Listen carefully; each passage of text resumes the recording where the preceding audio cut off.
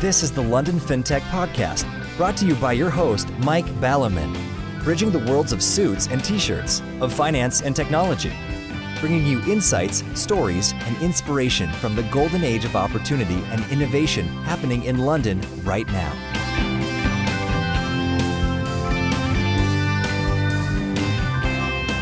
Hi, this is Mike Ballerman, and this is the London Fintech Podcast, episode 250, brought to you in association with Smart and listedboard.com, and I'm delighted to be joined today by Ben Goldsmith, CEO of boutique PR firm Goldsmith Communications, to talk about PR, an important topic for tech firms that we haven't yet covered despite a decade of LFPs. Ben goes way back in the London fintech scene. I recall meeting him in the very early days, and along with his current business, he was something to do with Level 39 off the top of my head, and then we met him again at Balderton when they were on the podcast, and now he's doing his own song and dance on the podcast. What a journey, what a life, eh? Naturally, we're going to talk about PR, it being the topic and all that, but without getting into too much detail, it's true to say that the PR industry per se is not entirely one shining with excellence and high moral standards, and perhaps not always integrity. However, Ben is one of a small handful of PR folk that I've dealt with over a decade of the LFP who is solid, efficient, and about as recommendable as it gets. So a great person to talk to about this topic. So briefly, PR, well, there's a spectrum, isn't there? At the one end, you've got the minor matter that if you've just built the world's greatest fintech app in your garden shed, or garden co-working space, I guess, that is indeed an amazing achievement. However, one that the world does not know about, a minor, if important, hurdle to infinite stardom. At the opposite end of the spectrum lies the very, very dark side of the force that Edward Bernays was causal in creating in the modern sense. As an example, one of his clients had a, quotes, problem, unquotes, namely that women were not cigarette smokers. That's a challenge, eh? Well, they weren't until Bernays invented the idea of branding cigarettes as somehow feminist and as, quotes, torches of freedom, thereby subsequently condemning millions of women to death, although the health risks may have not been known at the time, but you get the basic point. Fast forward to today, and plenty of PRs who are highly paid by governments using taxpayers' money to convince taxpayers to be injected with perhaps the most lethal mass health intervention ever. Not good. So, as always, my spectra are by definition two extreme points. In this show, we will more practically look at how you can best use PR in your tech firm, how to get a good one, and the tricky line between marketing and lying, or the good side of the force and the dark side of the force. Plenty to talk about, so let's get on with the show. Good morning, Ben. Thank you for joining me today. Thank you very much, Mike, for having me on your show. And what an incredible introduction. I think about as recommendable as it gets is the best compliment I've received in many a long year. Excellent. Well, long-term listeners to the podcast will know that those people what receive the most flattery in the introduction are about to be reminded that they are indeed mortal. And we were going to do this last week. I mean, you're a communications expert, which you'll tell us about in a little bit. But anyway, let's just take that as read for the moment. We were going to do this last week, but you had a bit of a cold. I was very sorry to hear you had a bit of a cold. And then this morning you were having problems with Zoom because you don't know how to use Zoom and things like that. So maybe just as a sort of setting the scene, you can talk about your personal skill set when it comes to communications. Or is it the case that in general, PRs are kind of Svengalis, behind the curtain, always behind the scene, pulling all the strings. But take a PR person, stick them in the limelight, and they freeze. I'll answer that if you want. I'll send the Bitcoin to the address I just sent you, and I'll cut that bit out. Well, I think, first off, it's a pleasure to be on the show after working with you so many times to get some phenomenal luminaries behind your mic. So it's incredible to join them and to do my best to earn my place in the limelight. I think there's been so much interesting stuff said about PR already. I think I'll take the tactic of looking at it from, if we're talking to an audience of fintech CEOs and the like, what will be most useful for them to understand and what will be most valuable perhaps to share. I mean, from my own perspective, I had a cold last week. That's cleared up nicely, so hopefully my dulcet tones are coming across loud and clear in a way they weren't last week. And this morning has been rather exciting and busy. I momentarily mislaid my Zoom password, But in our defence, we had a bunch of news stories leap forward this morning. Not quite out the gates as yet, but we're looking at an acquisition story in fintech, more to come on that, as well as we work in venture capital. As you alluded to, I was at Balderton before setting up this company in 2017. So we're working with a couple of fund and funding stories. So it's all happening on this morning. So luckily I've had a couple of strong cups of tea, remembered my Zoom password, and now I'm talking to you, Mike. So it's only onwards and upwards from here. Yes, and I've just learned another lesson in karma. In that while we were talking, in terms of communication skills, my microphones, one of them's decided to die and the other one's gone a bit intermittent on me. So yes, for all you young listeners out there, if you give someone a good kicking, expect the universe to give you a good kicking back, just to remind you how it all works. So I touched in great depth on your career journey. I mean, I don't know whether you'd like to be a bit clearer, and you probably know a little bit more about your career journey than me. So how did you get into this sort of essential/dire industry that's known as PR?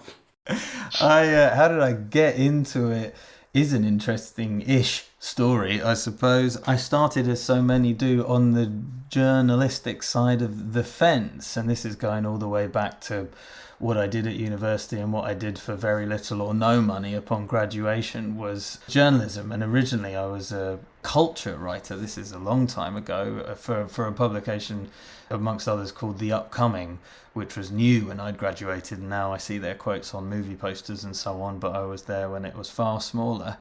And at the same time I was trying to do things like move out of my parents' home.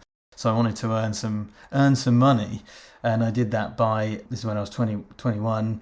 I was running social media accounts, so I was writing blog posts about events and things like that, and also I was doing a bit of journalism. Quite at the same time, I did need to earn cash. So the story is, I got some cash in hand work from a signage company in the sort of Shoreditch area.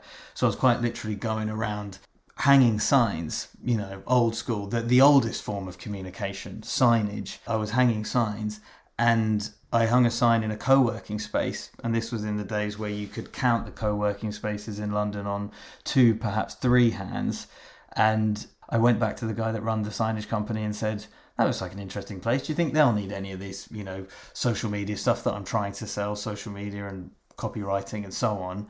And he said, I don't know really, but I'll put you in touch with their marketing manager. That conversation turned into a meeting. The meeting turned into a month's work, which then turned into my first freelance client doing anything akin to copywriting, social media management and all of that. And that is back in sort of 2010 kind of time.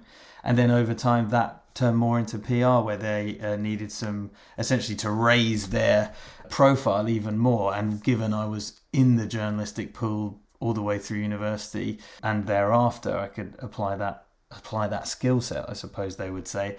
But it is one of those stories where perhaps it was more reacting to circumstance and being a bit entrepreneurial, I dare say, in hindsight, in that my first client way back then was the result of hanging a sign in their lobby and then quizzing the signage company as to whether they'd want a conversation. And the rest is history. From there, at that place, I hosted lots of events with what became Tech City UK, things like we're going all the way back for people that have been hanging around London Tech for 15 years or so. Before what became Tech Nation, Tech City did a launch event at this co-working space I worked at, and where I was a freelancer for. So it put me in the middle of this kind of soup of a very, very nucleic tech scene in London, which was still pulling itself together. There was still, compared to the numbers that the scene's doing now in terms of the amount of money being invested and the amount of attention, even, it was nothing like what it is now. But I was very fortunate to be right in the middle of things. So it's a bit of a long answer, but I was fortunate to be in the middle of things, working in what became sort of tech communications. And because of that, we were setting up events. I was doing a lot of work with the tech media on that. And when Level 39 launched as a fintech accelerator in March 2013, I'd been part of the team there since January of that year, helping with the communications behind the scenes.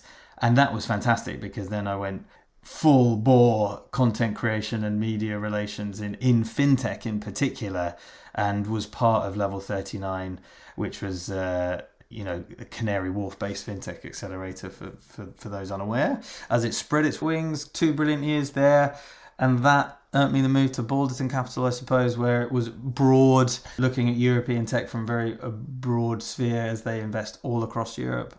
And then I did 2.5 years there, which was amazing.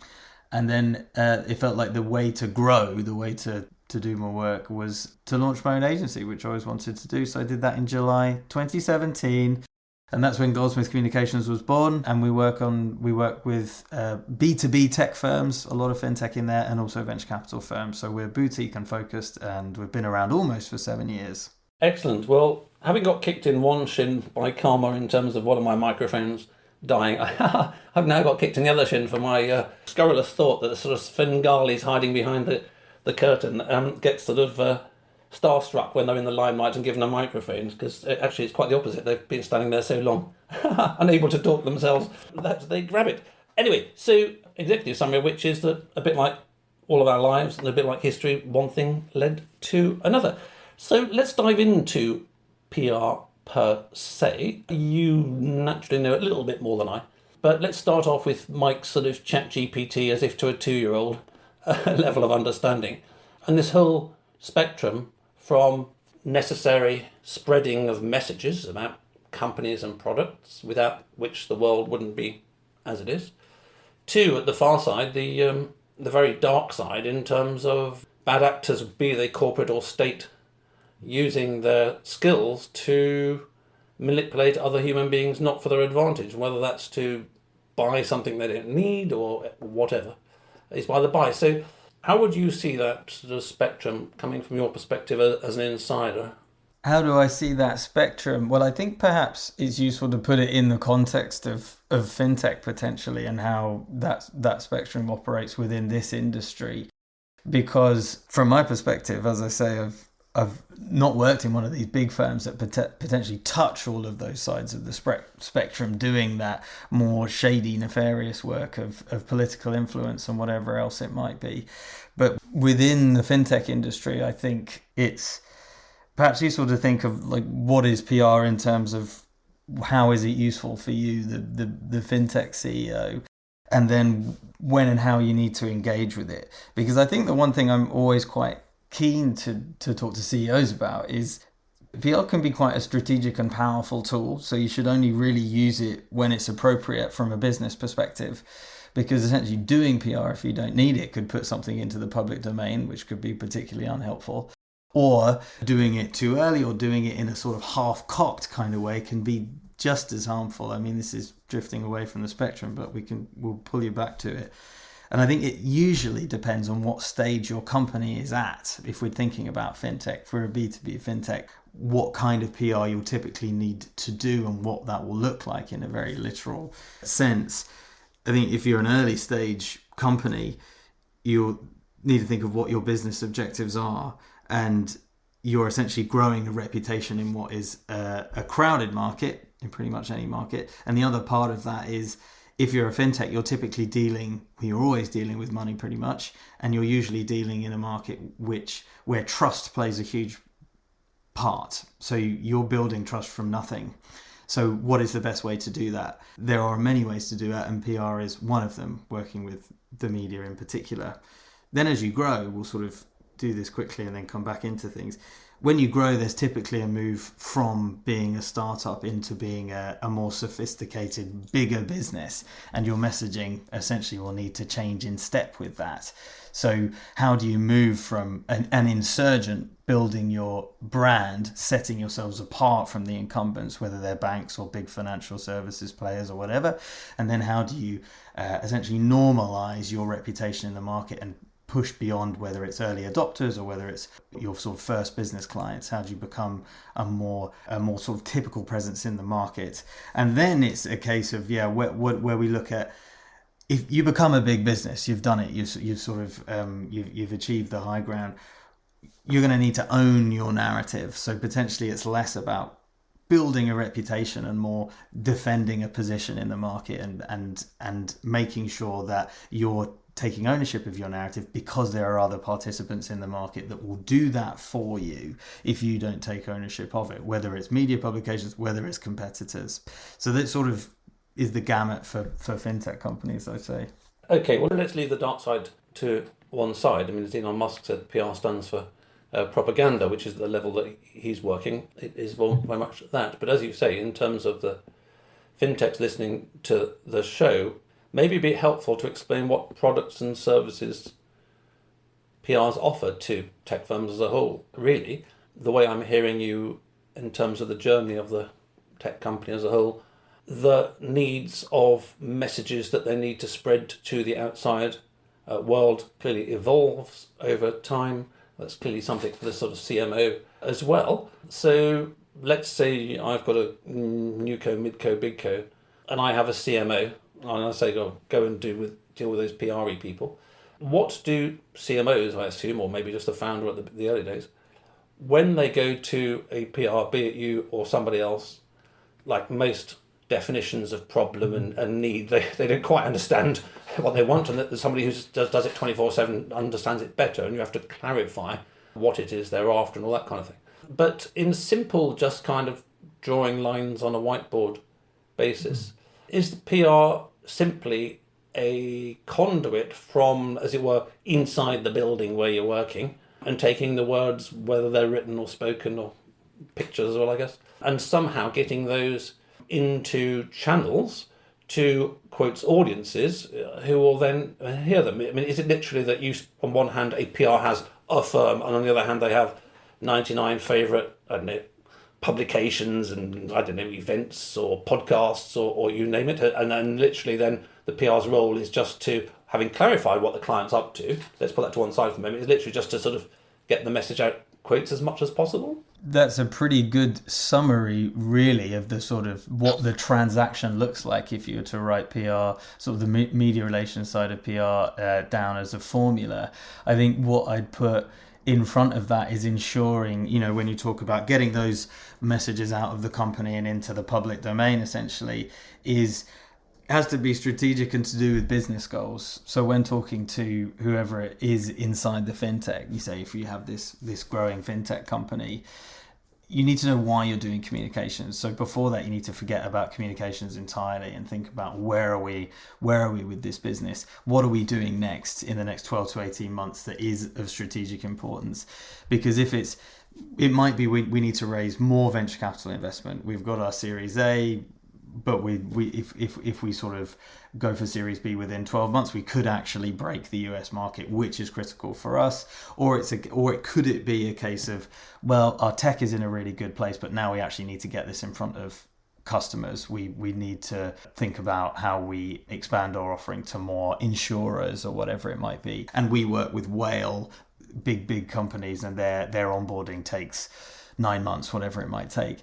If we have that on the table, then you can make way more sophisticated and better decisions about what you're doing with all of your marketing, and PR as a slice of that, media relations as a slice of that. And then when it comes to your messages, which you've indicated are very important, sort of the core, that core language that you want about your business in the public domain, and also the evidence of that, which is the part that sometimes gets forgotten. It's all very well having messages that you want to land about, being the sort of best in the market for money laundering or whatever it might be, but it's the evidence part of how do we actually quantify that, whether that's in time, money, can we talk about clients that we work with, what else can we say that actually quantifies what we're saying as fact in inverted commas, or something we can back up, probably a better thing to say.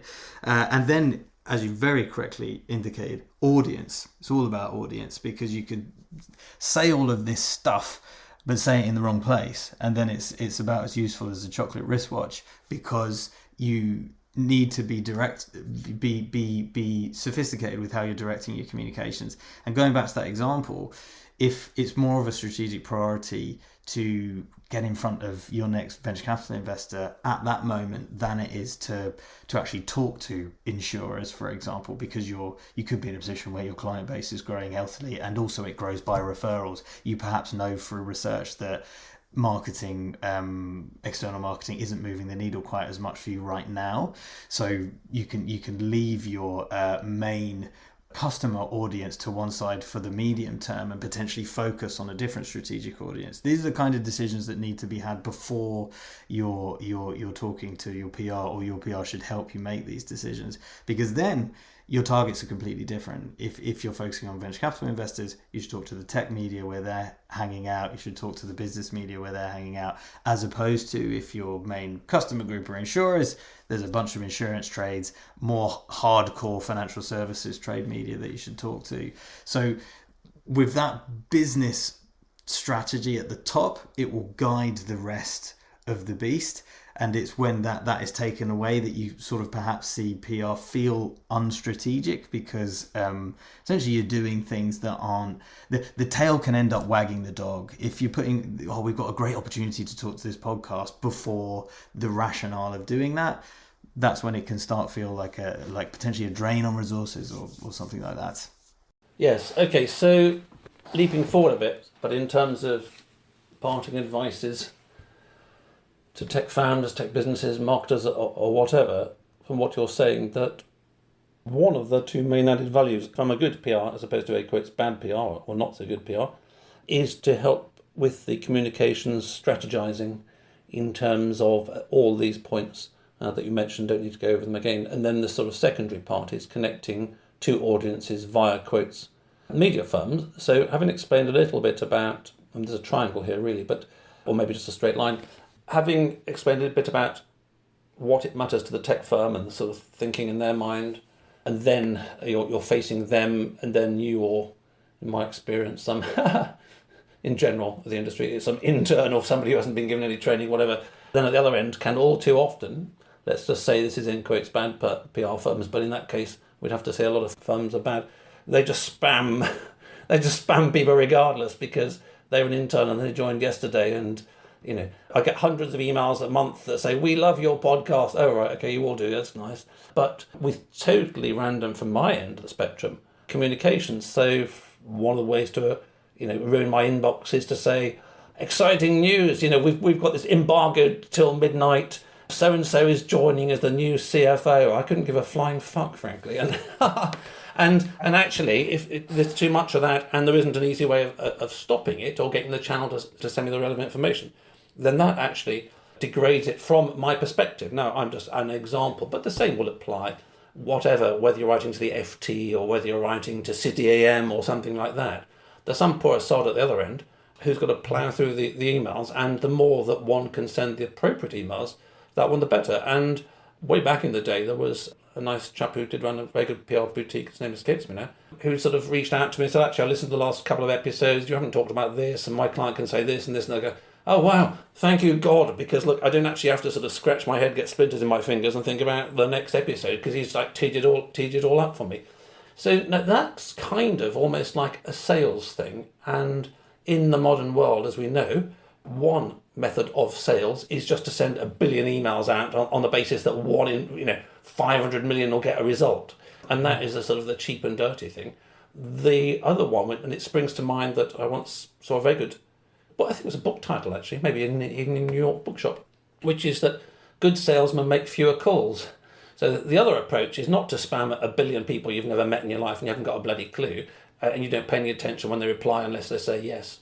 The other one is to be more targeted in terms of the outreach, and that's one of the things that differentiates you and literally less than a handful of people over the decade, in that if you contact me, I know you're not just going to waste my time or spam me, and equally with the other PRs, who've produced some really good guests over time, so they've got the credibility, they've got the trust from the media side in the PR person, and that goes straight to the sort of the front of the queue, as opposed to the sort of several hundreds, mostly spam, that sort of sit there. And poor Bridget will know, because I'll say, oh no, I've got to do 300 emails today and plough through them, just giving up, sort of deleting them. I mean, just from my perspective, one thing that I have done, I started doing in recent years, which is actually at the bottom to put pitching notes, like, so I reply. So some poor sort of an intern, for the sake of argument, extremising it as always, has been given no training when just told, here's a telephone directory, or here's 1 million emails kind of stuff. At least they get a reply from me saying, look, if you want to get on the show, these are the kind of things I'm after. these are the kind of pitches that work best, etc. Remarkably few people pay attention to that. I think you've hit on something that has put me in mind of two things. And first off, I'm very glad that we've been working on this podcast. Well, you've been working on the podcast, and I've managed to work with you on a few amazing guests over the years. But it's put me in mind of two things. You talking about good salesmen make fewer calls. You know, I started this PR agency when I was 27, which looking back is kind of crazy and you know, makes me sound like some kind of egomaniac of like, why did I think I could do it better? But I just had the feeling that there was room for specialists. There were definitely a handful of good agencies out there when I was in-house at Balderton, the job I had before I set up the agency, but there were a lot of blunt instruments, and it's useful to hear it from, in this situation, the journalist point of view, the podcast host's point of view. It felt like there was a lot of non-specialised plays, just sort of trying to learn the market quickly. Those markets being fintech, which is so idiosyncratic and so full of publications and things like podcasts and newsletters that just serve the sector, that I think you have to know. You also have to know the dynamics around it. There's also sort of trade media within trade media in insurance, compliance, whatever it might be. So it felt like there was room for specialists. We also specialise in VC because I was in-house at VC as well as Level 39 in fintech. So I thought there was room to almost build a PR agency with experience at the top and to keep that experience sort of senior counsel, whereas the method of building PR agencies has typically been big pyramids with lots of junior people, because that's how the economics has to work. But then you get those non-specialized approaches. So I think that's sort of potentially when, if this sort of fintech CEO who's launched this amazing company and is searching for their PR, to sort of go back on that point you mentioned earlier, that's something to consider. What kind of PR are you talking to? Are they sort of large and potentially unwieldy in places, but they could have really great global reach? They'll likely be more expensive, but there are upsides in the big firms for sure. Usually the networks that they have, especially from a global perspective, pretty good.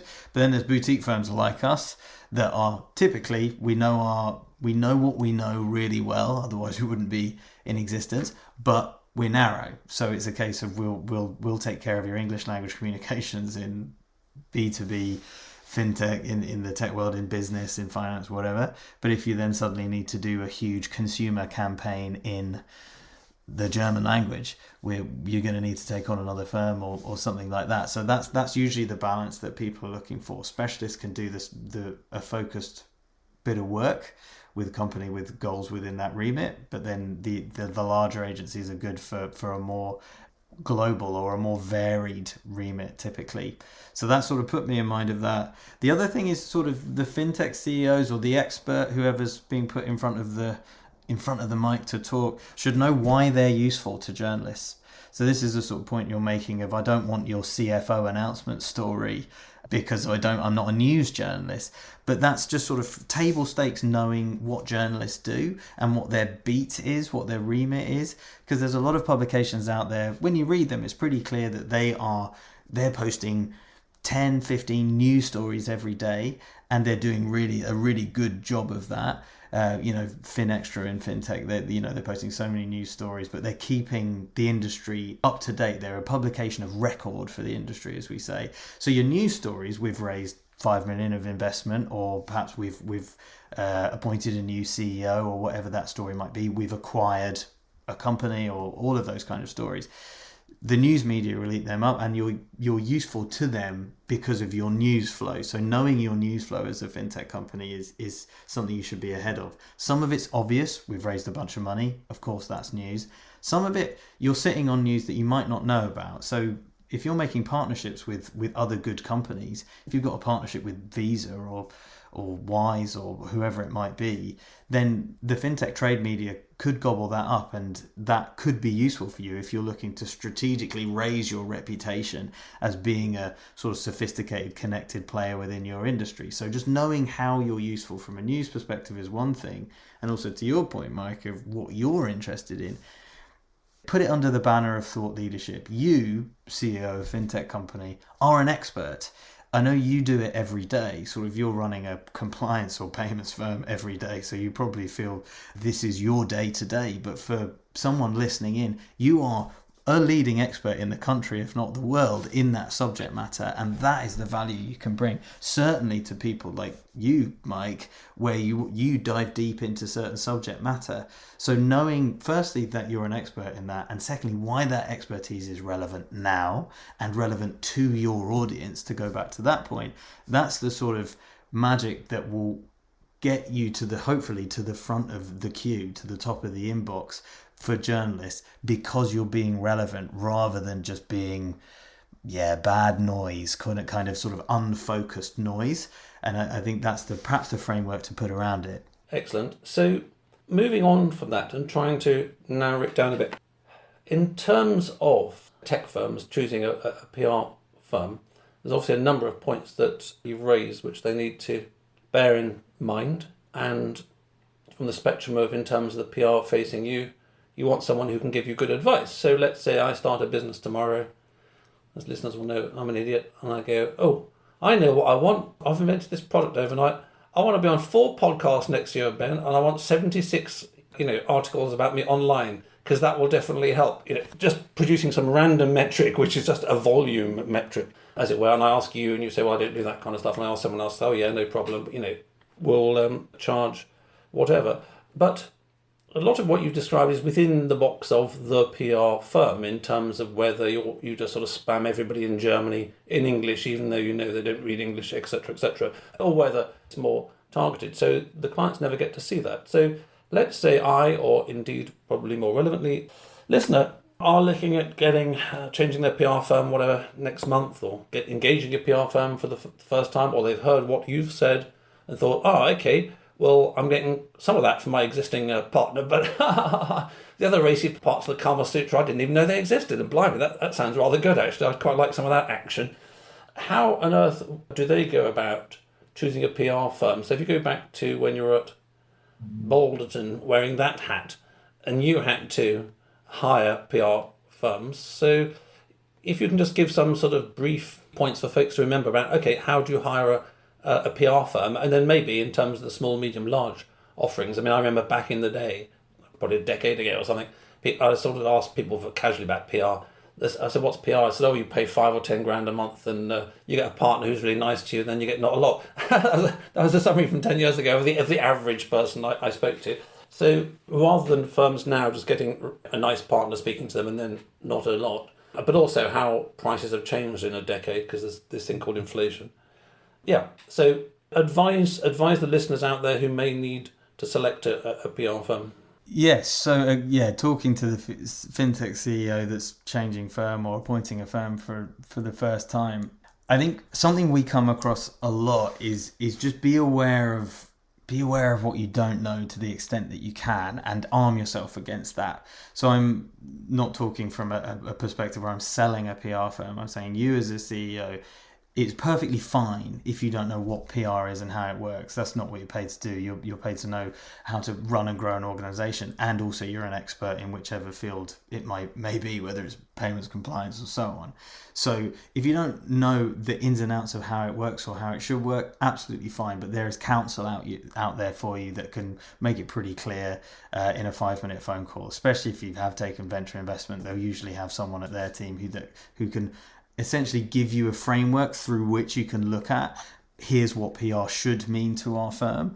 The first thing I think you should consider is, why do we need PR, and could we do without it, is a question that you should ask at a kind of C-level, or if you're talking to your board. Because if you're thinking you need PR, you probably do. There's probably something telling you that is the right signal to listen to. However, I always try and ask clients, I'd rather give them reasons they don't need PR and work out they do, rather than try and sell them it, because then you're doing it for a good, focused and strategic reason. So the first thing I'd say is get, as I mentioned at sort of the top of the pod, what are those business priorities and how could PR help augment them, rather than PR just being a box checking exercise. So that's the first thing to sort of think about from a business perspective. Why are we doing PR? Because then if you know the answer to that, and the answer is we're doing PR because we need to elevate our reputation in the insurance sector in the English-speaking world, because they're our customers, and we've done all right so far on referral, or I sold back into the company I used to work for. But honestly, brass tacks, we need to elevate this number, and PR is one of the levers we definitely need to pull at this stage.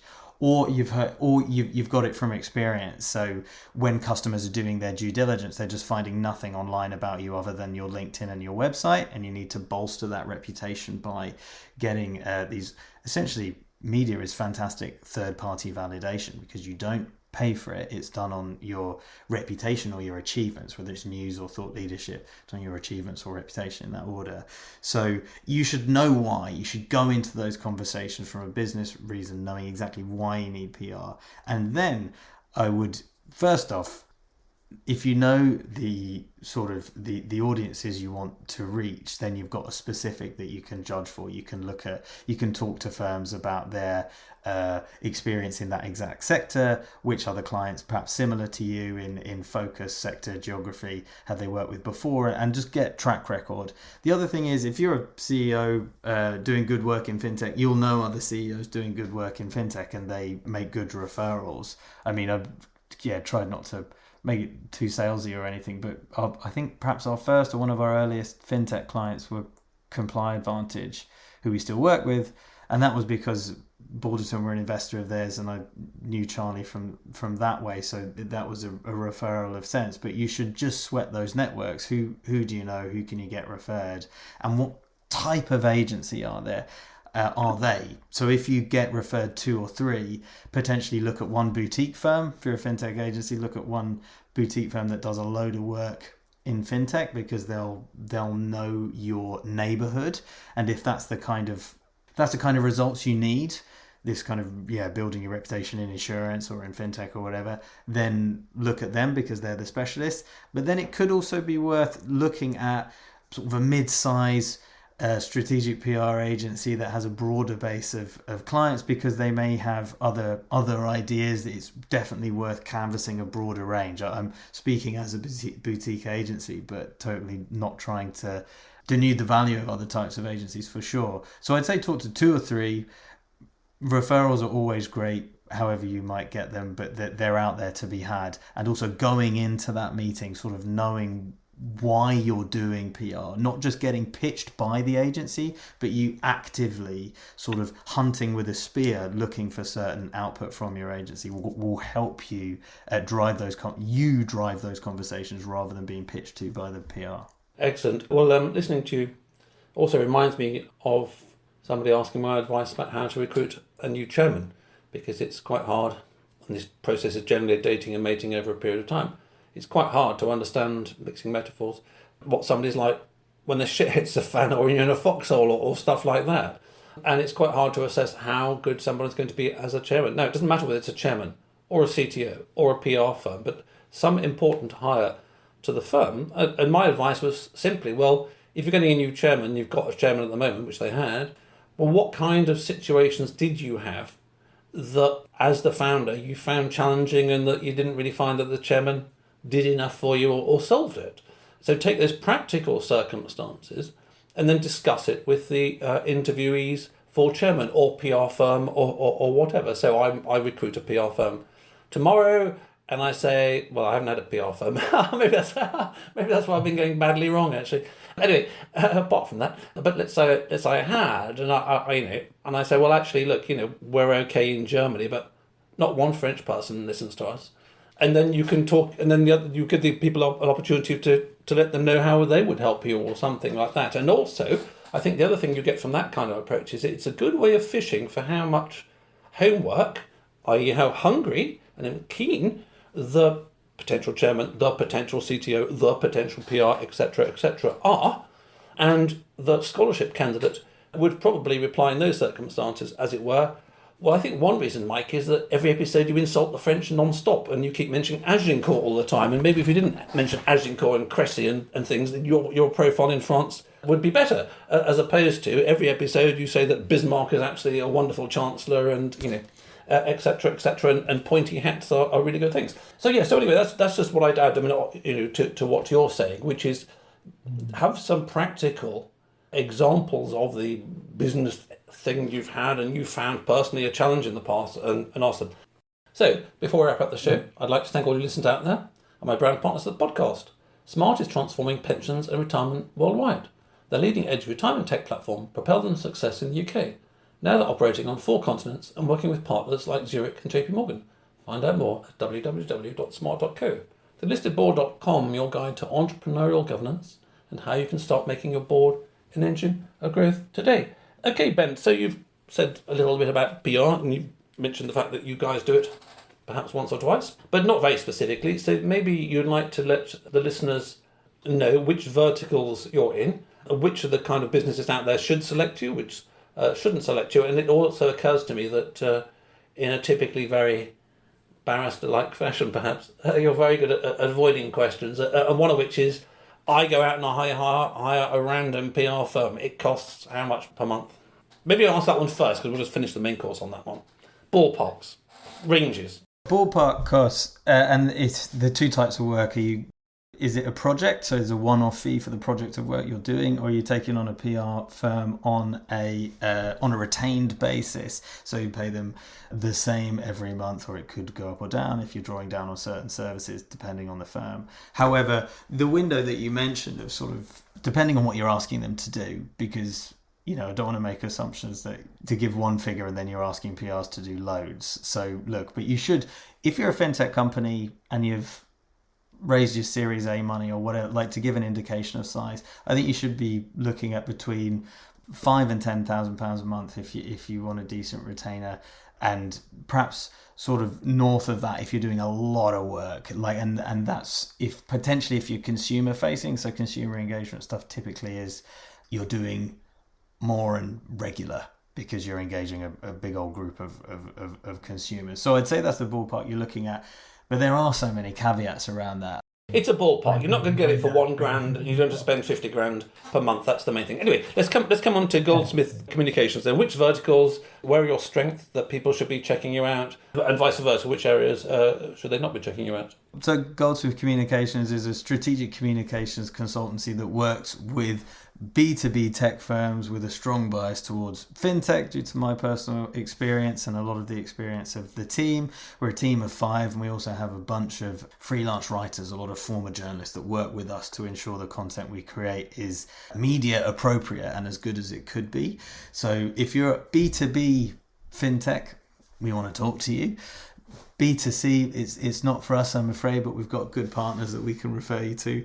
And our other specialism, in addition to B2B tech, especially fintech, is venture capital firms. We work with a bunch of VC investors and some from the LP side of the fence too, due to my experience and the team's experience in that field as well. So that, in a nutshell, is what we do. And we specialize on building reputations in markets. So typically working with firms that, as I mentioned, perhaps have raised that Series A and they've got a decent amount of runway ahead of them to build their narrative in the public domain. So that's typically when we plug in, and then we can work with firms as they grow. Excellent. Well, that's very clear. Thank you very much for that. And I mean, the other thing that at a very meta level occurs to me is that you're a good example of somebody who worked in a variety of areas before they then founded something in it, as opposed to just founding. The previous episode was on founding in an area that you don't know, and we discussed all the dynamics around that.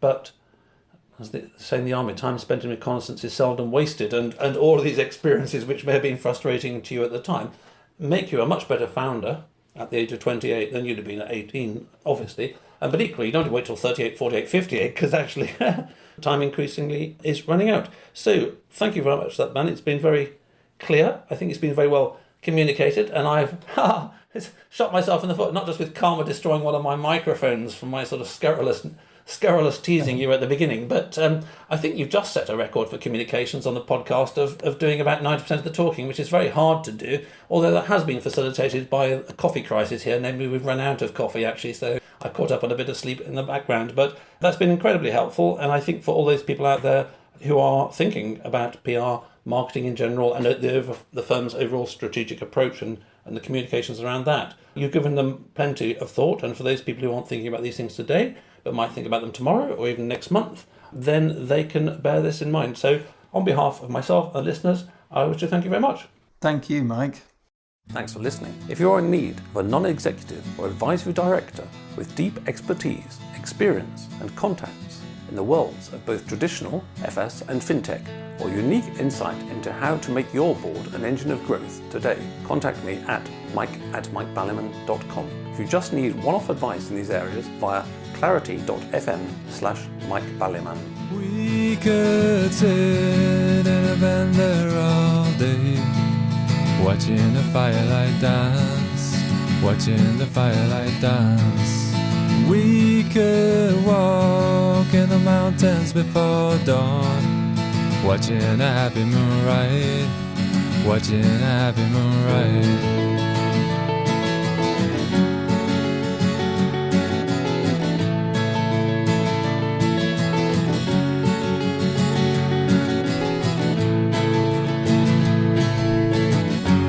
Come away from the city, with the tarmac so dead and the people so sad. Come away from the city, with the faces so grey, with the pain of the everyday.